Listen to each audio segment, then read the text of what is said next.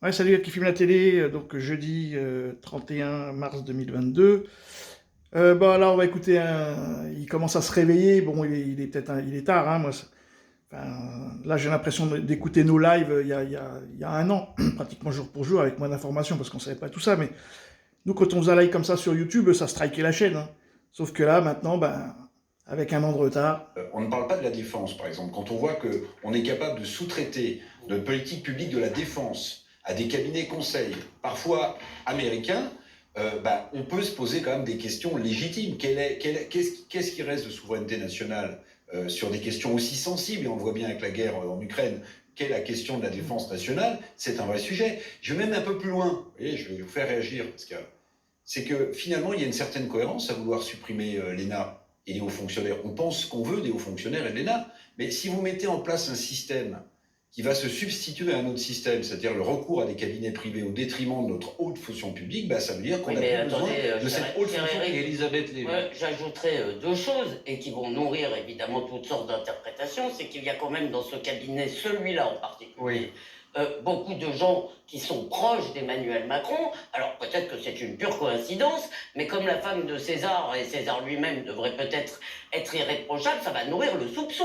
Parce qu'en gros, des amis d'Emmanuel Macron auront profité de son quinquennat pour avoir d'excellents contrats. Et j'ajoute qu'en plus, ce cabinet nous a conseillé notre stratégie vaccinale. Là encore, c'est peut-être tout à fait très bien. Simplement, je constate que cette stratégie n'a pas évolué.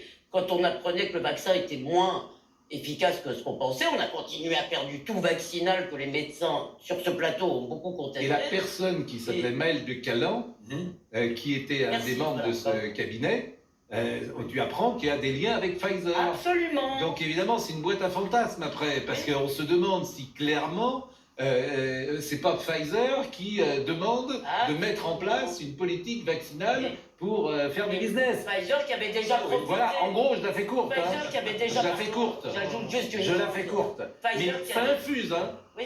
Ça infuse. Parce qu'en plus, c'est un grand mépris de dire les gens comprennent rien.